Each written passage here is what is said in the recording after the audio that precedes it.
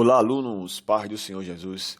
Estamos começando a nossa terceira aula da lição bíblica de jovens. Eu sou o professor Rildo Alves e o tema que nós iremos estudar é o arrebatamento da igreja. E os objetivos desta lição são, primeiro, explicar o que é e quando se dará o arrebatamento.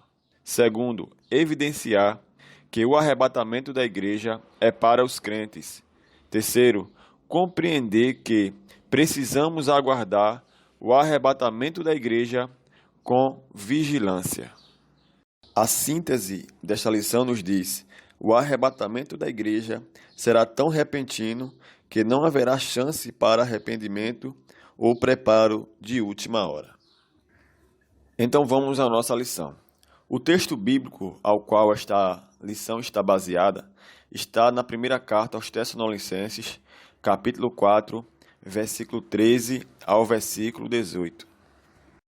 Na lição anterior, nós vimos alguns sinais da volta de Jesus e entre esses sinais apontados no sermão profético de Jesus, que está escrito em Mateus capítulo 24, está a destruição do templo em Jerusalém, ao qual Jesus ele disse que não ficaria pedra sobre pedra que não fosse derribada.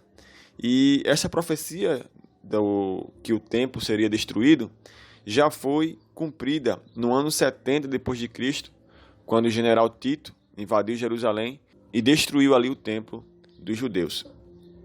Neste mesmo sermão, o Senhor ele falou também a respeito de eventos que aconteceriam em um tempo determinado pelo Pai, mas não revelado a nós, como, por exemplo, o dia do arrebatamento da igreja. E esse evento, tão aguardado pelos crentes de todos os tempos, será a completude da nossa salvação. Por isso, nós almejamos esse dia, quando seremos transformados e receberemos um corpo glorificado. E para nós entrarmos em nossa lição, precisamos primeiro saber o que significa arrebatamento. A palavra arrebatamento ela vem da palavra latina raptus, que as Bíblias latinas trazem como a palavra grega rapazo, usada 14 vezes no Novo Testamento. A ideia básica é remover ou arrebatar repentinamente. É uma palavra usada pelos escritores do Novo Testamento em referência a roubo ou saque, conforme está escrito em Mateus capítulo 11, versículos 12 e depois capítulo 12, versículo 29, ou remoção, conforme o texto base diz em João, capítulo 6, versículo 15, Atos 8 e 39, João 10, versículos 12, 28 e 29. O Novo Testamento ele emprega um terceiro uso, cujo enfoque aponta para o fato de sermos levados para o céu. Então, pessoal, a palavra arrebatamento, em simples palavras, significa rápido. Por isso que diz que o arrebatamento ele será secreto. Será secreto para as pessoas que não servem a Deus. E por isso a Bíblia também fala que será no abrir e fechar de olhos. E nós iremos ver isso ao longo da nossa lição, onde teremos mais detalhes sobre este assunto. Outra coisa que nós devemos observar é que o arrebatamento ele ocorrerá seguido uma sequência de fatos. Primeiro, Jesus descerá do céu com alarido e com som de trombetas. Em seguida, os mortos em Cristo ressuscitarão primeiro. Em seguida, nós, que estivermos vivos e permanecermos na terra, seremos arrebatados juntamente com eles nas nuvens. E assim, encontraremos ao Senhor e estaremos para sempre com o Senhor. O primeiro ponto desta lição nos diz o que é e quando se dará o arrebatamento. Primeiro tópico, o que é? Em simples palavras, pessoal, o arrebatamento será uma retirada sobrenatural e rápida da Igreja do Senhor da Terra, culminando no encontro com o Senhor Jesus nos ares. Este é o tema tão importante para os crentes que, no Novo Testamento, o apóstolo Paulo dedicou em suas cartas 2 capítulos para tratar a respeito deste assunto, que no caso é 1 Coríntios capítulo 15 e 1 aos Tessalonicenses capítulo 4. Vale ressaltar também, pessoal, é que existem 2 passagens na Bíblia que usam o mesmo termo arrebatamento, mas não se refere ao arrebatamento da igreja. Primeiro é em 2 Coríntios, capítulo 12, e o versículo 2, ao qual o apóstolo Paulo ele fala a respeito de si mesmo em terceira pessoa, que foi arrebatado até o terceiro céu e que viu coisas inefáveis que não é lícito ao homem ele contar. E a segunda referência sobre arrebatamento em espírito é Apocalipse capítulo 1, versículo 9, ao qual o apóstolo João, enquanto esteve na ilha de Patmos, ele descreve ali uma experiência de que foi arrebatado em espírito. Então, pessoal, a gente tem que entender essa diferenciação. No caso desses dois apóstolos aí, esse termo arrebatamento que eles se referem é uma expressão que ele usa para dizer que ele estava tendo uma experiência que o corpo humano dele não poderia controlar. Ou seja, ele estava ali descrevendo uma revelação que ele teve da parte do Senhor, mas não tem nada a ver com relação ao arrebatamento da igreja. Então é isso que a gente tem que ter em mente para não confundir as coisas, ok? Ou seja, uma experiência sobrenatural que ele teve com o Senhor.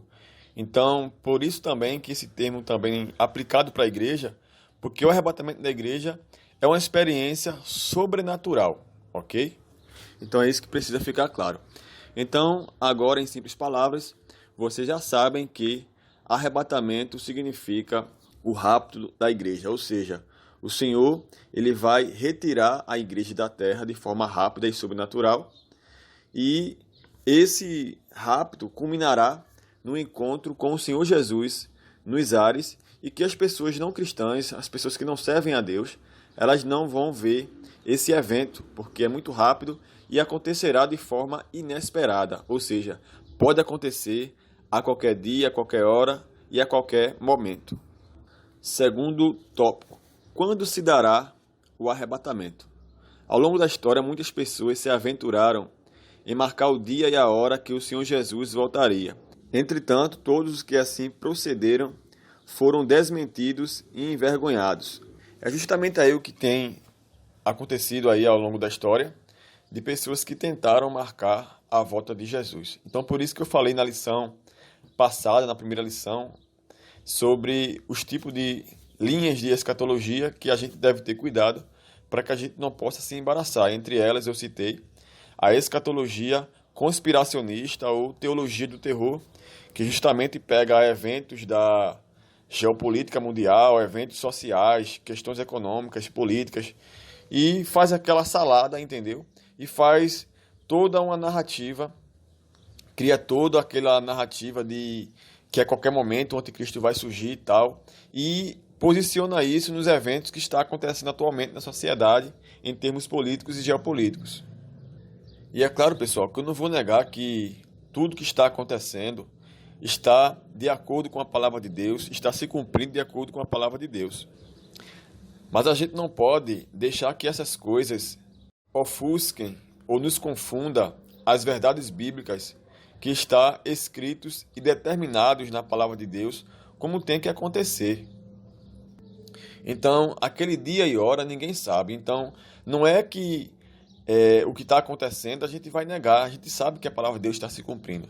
Mas a gente tem que entender que tudo vai acontecer conforme a determinação de Deus.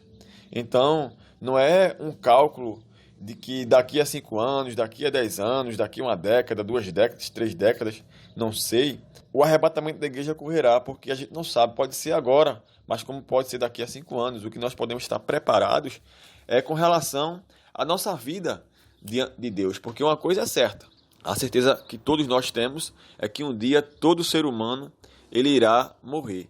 E aqueles que tiverem o privilégio de alcançarem o dia do arrebatamento, estando com a sua vida pautada nas Escrituras, dando de acordo com a palavra, essas pessoas serão arrebatadas. Mas, se no caso essas pessoas não alcançarem esse dia, elas alcançarão através da ressurreição, porque a Bíblia nos diz que os mortos ressuscitarão primeiro. Então, o nosso foco não deve ficar, digamos, em pânico, ficar atordoado, com crise de ansiedade, em torno dos eventos do fim. Então, isso que a gente tem que ter em mente. A gente tem que aprender isso para que nós possamos estar tranquilos, porque este assunto é para nos causar esperança, é para nós termos uma firmeza em Cristo, e há algo melhor além dessa vida nos aguardando do outro lado, e não uma escatologia ao qual só nos provoca ansiedade, medo, crise de pânico, como é o caso de algumas vertentes dessa análise ou deste assunto, deste tema, que é a escatologia, como eu falei na lição número 1, que é a escatologia do terror, também conhecida como escatologia da teoria da conspiração. Ao longo da história, alguns, até mesmo grupos religiosos, tentaram marcar a volta de Jesus. Eu quero até aqui mesmo trazer uma experiência minha, por volta do ano de 99 para entrar o ano de 2000, principalmente aqui no Brasil, essas narrativas de que o mundo iria acabar, de que o sol ia partir no meio. E na época eu tinha em torno de 9 anos de idade e eu fiquei muito aflito, angustiado, com medo. E eu até chorei na época sobre isso, porque eu não sabia, não conhecia a palavra. Mas a partir do momento que eu passei a conhecer a palavra de Deus, passei a estudar melhor sobre este assunto, então essa clareza me trouxe paz e me trouxe esperança. Porque este assunto, meus irmãos, não é para causar pânico à igreja. É para tornar a igreja vigilante, assim como as 5 virgens prudentes da parábola das 10 virgens, e estarmos aguardando a volta do Senhor, mas ao mesmo tempo, enquanto o Senhor ele não volta, estamos com o nosso azeite na reserva, ou seja, estamos ali preparados, mas vivemos a nossa vida tranquilamente, pagar nossas contas, trabalhar, estudar, nos relacionar. É isso que o Senhor ele quer para nós. Por isso que ele não determinou nem o dia e nem a hora que ele voltaria.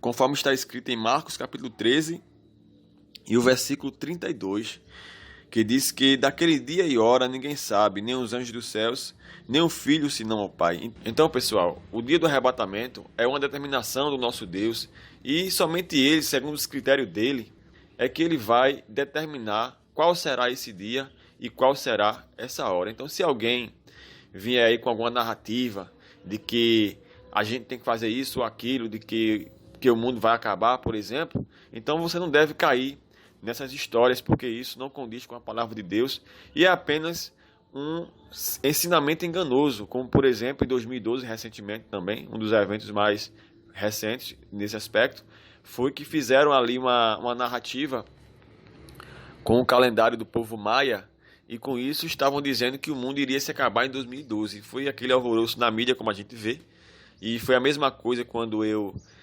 tinha em torno de 8, 9 anos de idade, em 1999, e passava quase todos os repórteres mostrando uma simulação de como seria esse fim do mundo. Ali mostrava os prédios se derretendo, se desmanchando, e causava aquele certo pânico, né?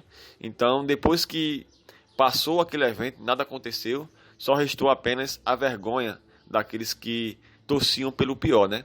Então, ao longo da história, se você for pesquisar aí, existem outros grupos religiosos, que eu não quero citar aqui o nome, que chegaram a profetizarem que Jesus Cristo voltaria por volta do 1914, 1916. Se você for pesquisar aí no Google, você vai ver aí que grupos religiosos eu estou me referindo. Então, o que acontece? Eles profetizaram isso e, inclusive, eu vi até um documentário sobre isso. As pessoas, algumas dessas pessoas que estão vivas ainda hoje, elas relatam que na época elas eram jovens e tinha aquele pensamento, né? De que não iriam ter filhos, não iriam se dedicar tanto à carreira, porque estavam ansiosamente aguardando a volta do Senhor. Por que ter filhos ou por que ter uma carreira se Jesus está voltando e tudo vai acabar rapidamente, não vai dar tempo de desfrutar dessas coisas? Era esse pensamento que essas pessoas tinham.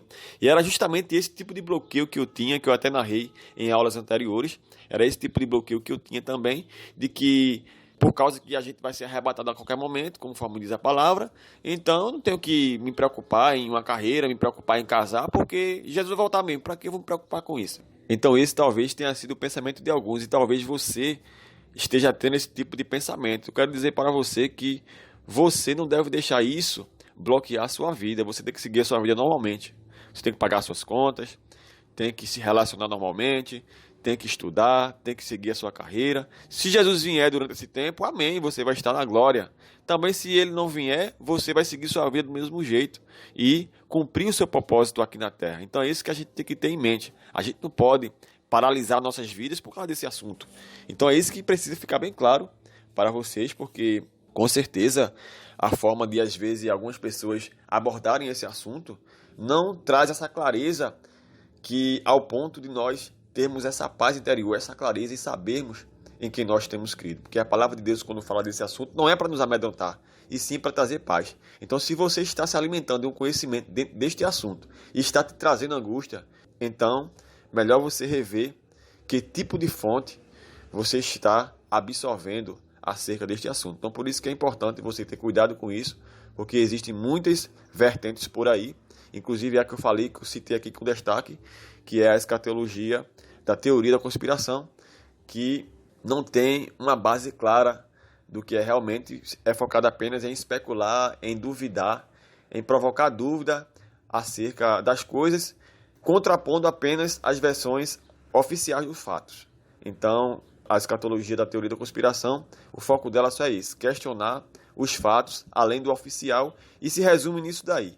E você não consegue ter uma direção do que você vai fazer com aquele acontecimento, e você fica com aquela dúvida em se perguntar o que você vai fazer com aquela informação, e como não se dá uma direção, é apenas informar, entupir a sua mente de informação negativa.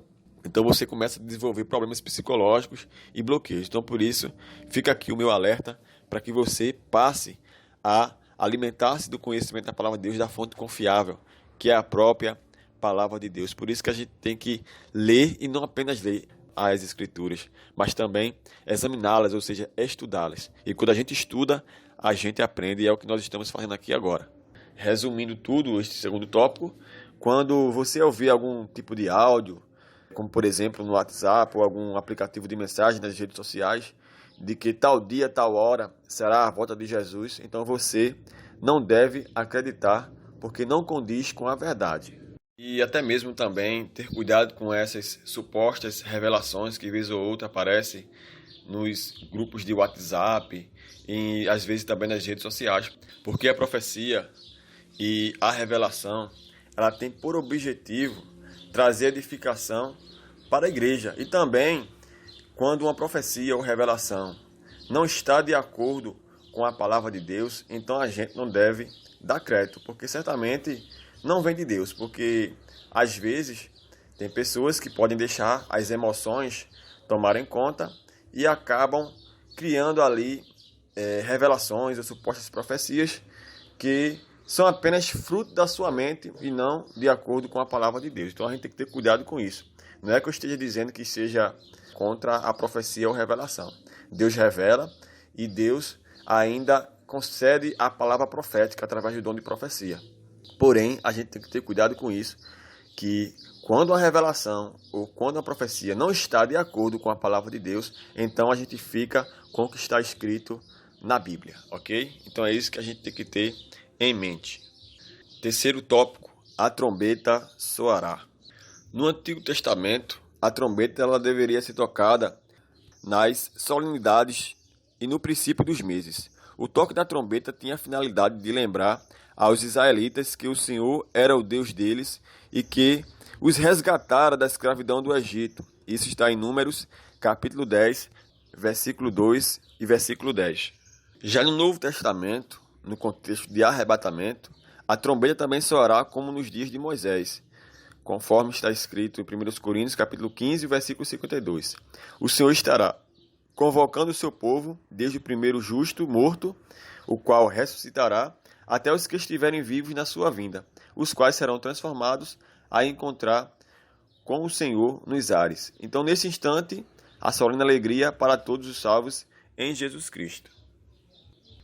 Então, a gente vê aqui que no Antigo Testamento, a trombeta servia com o objetivo de lembrar aos israelitas que o Senhor era o Deus dele, que os resgatou da escravidão do Egito. Já no contexto do arrebatamento, a trombeta será um sinal de que a igreja será arrebatada para encontrar-se com o Senhor nos ares. Segundo ponto, o arrebatamento da igreja para os crentes. Então, para nós crentes, o arrebatamento tem um significado especial. O primeiro, conforme aqui o primeiro tópico, é a nossa esperança. Então, os crentes em Jesus, eles estão aqui servindo a Deus, mas eles têm uma visão de que um dia será arrebatado e de que um dia chegará às mansões celestiais. Essa deve ser a esperança da igreja, ou seja, a gente tem que ter uma esperança que vai além daquilo que nós esperamos viver aqui nesta terra. É claro que, como falei para vocês, Não é pecado a gente buscar as nossas conquistas e realizações enquanto nós estamos aqui como pessoa, como cidadão, mas não esquecer da nossa visão maior de que é um dia chegar às mansões, à cidade celestial, que é os céus, né? Então, conforme Filipenses, capítulo 13, versículo 21, que se nós esperarmos em Cristo somente aqui nesta terra, somente aqui na esfera terrena, seremos os mais miseráveis, mas a nossa esperança, ela está nos céus, de onde nós aguardamos a volta do nosso Senhor e Salvador, Jesus Cristo. Então, para nós, o arrebatamento, ele é um símbolo de esperança, ou seja, que estamos servindo Cristo aqui na terra, mas que um dia nós iremos estar para sempre com Ele. Então, essa é a nossa esperança. O segundo significado do arrebatamento da igreja para os crentes está aqui no segundo tópico, que é a chegada repentina do noivo. Em continuação ao sermão profético de Mateus, capítulo 24, Jesus contou a parábola das 10 virgens, conforme Mateus, capítulo 1, versículo do 1 ao 13, onde ele traz uma narrativa de sua parábola, onde 10 virgens elas se preparavam para encontrar o noivo. 5 delas eram prudentes e 5 loucas ou imprudentes. Ou seja, as loucas são aquelas que levaram apenas o azeite que iriam utilizar na hora. E as prudentes eram aquelas que, além de levar o azeite que iriam utilizar na hora, levaram consigo a reserva. Então, essa narrativa, ela aborda um cotidiano que era comum na cultura de Israel, onde o casamento hebreu possuía uma longa celebração que chegava a durar dias, e uma parte importante do cerimonial era a inicial, na qual o noivo, em um cortejo, ia ao encontro da noiva. Essa parábola, ela dá até mesmo para ser aplicada ao contexto de arrebatamento, porque, como a gente vê, as 5 virgens que eram prudentes, elas estavam preparadas para aquele momento, mas ao mesmo tempo estavam precavidas, porque aquele momento ao qual elas esperavam, que era encontrar o noivo, poderia não acontecer naquele momento. E como a gente vê, o noivo tardou, ou seja, demorou para chegar segundo a expectativa delas, e elas acabaram adormecendo. E depois, quando o noivo ele surgiu, as que estavam preparadas, no caso as prudentes, elas tinham a reserva de azeite e conseguiram encontrar com o noivo. Uma coisa que a gente pode observar é que o noivo tinha por critério, isso aí está subentendido na narrativa, era de que eles só poderiam receber as virgens que tivessem com a lâmpada acesa. Tanto é que as imprudentes, ou seja, as loucas, tiveram que sair para comprar e chegaram atrasadas. Então elas não entraram. Então isso traz uma abordagem, até mesmo uma aplicação para a igreja nos dias de hoje. É aquilo que eu falei para vocês. Enquanto Jesus ele não volta, então nós devemos sim cumprir, viver a nossa vida, mas ter a nossa reserva, a nossa vida de comunhão com Deus, a nossa vida de oração, a nossa vida de santificação da nossa vida através da prática da palavra, para que no dia e hora, que a gente não sabe nem o dia nem a hora em que ele voltar, nós estaremos preparados e assim estaremos reunidos para sempre com ele. Então, pessoal, outra coisa que eu quero destacar aqui é que nós também precisamos estar vigilantes para não sermos dominados pelo sono da indiferença. E para que no dia do arrebatamento, nós, assim como as 5 virgens, estejamos preparados, não só para o dia do arrebatamento, como também estar pronto, porque também não sabemos nem um dia e nem a hora que nós seremos chamados à eternidade, porque a qualquer momento a nossa jornada de vida aqui na terra, a critério e vontade do Senhor, ela pode ser interrompida. Então, uma outra aplicação da parábola das 10 virgens, aplicada ao contexto de arrebatamento, é que no arrebatamento, assim como na parábola, haverá um cortejo nupcial, pois o noivo virá para o encontro nos ares com a sua noiva, que é a igreja.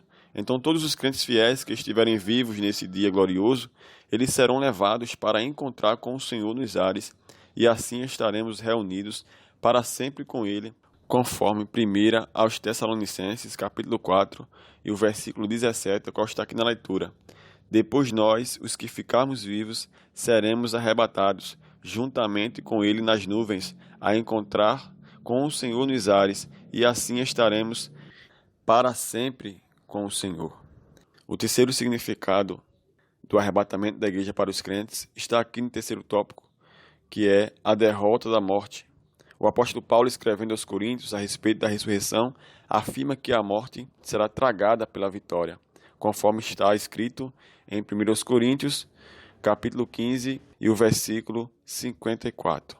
A vitória sobre a morte acontecerá simultaneamente com a redenção dos justos que morreram desde Abel, pois a morte será derrotada com efeito retroativo, e até o mais novo convertido naquele momento será transformado e receberá um corpo incorruptível, conforme 2 Coríntios capítulo 5, versículo 4. Ou seja, depois que nós recebermos um corpo glorificado, então nunca mais morreremos, seremos pessoas eternas. Terceiro ponto, aguardando o arrebatamento. Primeiro tópico, Jesus virá. Então nós precisamos compreender que a segunda vinda de Jesus ocorrerá em duas etapas distintas. Na primeira, ocorrerá o arrebatamento, que na vertente da escatologia assembleana e pentecostal, ao qual nós cremos, é a do pré-tribulacionismo, ou seja, que nós seremos arrebatados antes que se comece a grande tribulação. E o texto base para essa crença está em 1 Tessalonicenses, capítulo 4, versículo 13 ao versículo 18, e 1 Coríntios, capítulo 15, versículos 51 ao 57. E a segunda etapa, ou fase, da volta de Jesus, conforme está escrito em 1 Tessalonicenses, capítulo 4, versículo 13 até o versículo 18, e 1 Coríntios, capítulo 15, versículos 51 ao 57. E a segunda etapa da volta de Jesus, ou segunda fase, como queira chamar, é quando Cristo ele virá de forma visível, onde todo olho o verá. E essa vinda ocorrerá no final da grande tribulação do período de 7 anos, quando o anticristo ele reunirá o seu exército contra Israel, e é quando Jesus ele vem e intervém naquela situação, derrota o anticristo com o sopro da sua boca e restaura o povo de Israel, ou seja, Israel passará a reconhecer a Jesus como seu Messias, como seu Salvador, pois depois desse evento, ele irá instaurar o seu reino aqui na terra e governará por 1000 anos. Esse período é chamado de reino milenar ou dispensação do milênio. E o texto base para isso, que não consta na lição, está em 2 Tessalonicenses, capítulo 2, versículo 8, depois 2 Coríntios, capítulo 12, versículo 2, e Apocalipse, capítulo 1, versículo 9. O segundo tópico nos ensina como nós devemos aguardar a volta do Senhor, que é permanecendo fiel ao Senhor, conforme Mateus, capítulo 24, versículo 45 ao 51. Então, no seu sermão profético, Jesus ele se utilizou de uma parábola para ensinar sobre ser vigilante quanto à sua volta. O mestre contou a história de 2 servos, um fiel e prudente e o outro mau. O servo mau pensou que o seu senhor demoraria a voltar, então se descuidou e começou a agir de forma insensata. Precisamos estar vigilantes e jamais perdendo a sobriedade e a sensatez na nossa caminhada cristã. Temos de viver com a crença de que o nosso Senhor Jesus não tardará e que teremos de prestar contas com Ele das nossas ações. Aquilo que eu já falei anteriormente e torno a repetir, que é que nós devemos, enquanto Cristo ele não volta, nós devemos viver nossa vida normalmente, cumprir nossos direitos e deveres e cumprir aquilo que deve ser cumprido e exercer a nossa cidadania. Mas ao mesmo tempo, estarmos vigilantes e atentos e ao mesmo tempo nos preparando a cada dia como se Cristo fosse voltar hoje ou como se a qualquer momento fôssemos partir para a eternidade. O tópico que conclui aqui a nossa aula, um conselho. Utilize os seus dons e talentos para a glória de Deus, conforme está escrito em Mateus, capítulo 25, versículo do 1 ao versículo 13. E o terceiro e último tópico, que conclui a nossa aula, um conselho que reforça aquilo que eu já ensinei para vocês nas aulas anteriores e também ao longo desta aula, que nós devemos exercer a nossa cidadania enquanto estivermos aqui, exercer a nossa mordomia, que é administrar aquilo que o Senhor tem colocado em nossas mãos, e também fazer uso dos dons e talentos que Ele colocar em nossas mãos. Aí fala aqui, o terceiro e último tópico, utilize os seus dons e talentos para a glória de Deus, conforme está escrito, Mateus capítulo 25, versículo 1 ao 13. No sermão profético de Jesus, o mestre fez uso de uma trilogia de parábolas, a parábola dos 2 servos, das 10 virgens e a terceira, que é a parábola dos 10 talentos, onde o Senhor Jesus conclui o seu sermão contando a história de 3 homens que receberam dinheiro do seu senhor, que eram os talentos, para investir. Então esse senhor, ele deu os talentos a todos e depois se ausentou, indo para algum lugar distante. Os 2 servos, enquanto esperavam seu senhor, investiram os talentos que receberam, mas um deles enterrou o talento recebido. Como muitos de nós, ele dormiu o sono da indiferença. Então, por isso, a recomendação: não enterre os seus talentos e dons. Seja produtivo e utilize-os enquanto ainda há tempo. Então, é isso que eu recomendo para vocês, pessoal. Que você viva a sua vida, que você exerça a sua cidadania, que você aplique os seus dons e talentos que o Senhor tem colocado nas suas mãos e, ao mesmo tempo, não perca a visão de que um dia nós partiremos desta terra, seja através da morte ou seja através do arrebatamento. Então, por isso, o nosso foco tem que estar em Jesus e autor e consumador da nossa fé. Então, este conhecimento, este assunto, não é para causar pânico, causar medo ou incertezas, mas para reforçar a esperança que deve haver em nós, que é de um dia morarmos nos céus e habitarmos para sempre com o nosso Senhor e Salvador Jesus. E para finalizarmos esta aula, eu quero deixar para a memorização de vocês um versículo que se encontra em Filipenses capítulo 3, versículo 20 e versículo 21, que diz assim: mas a nossa cidade está nos céus, donde também esperamos o Salvador, o Senhor Jesus Cristo, que transformará o nosso corpo abatido para ser conforme o seu corpo glorioso, segundo o seu eficaz poder de sujeitar também a si todas as coisas. Chegamos ao final de mais uma aula.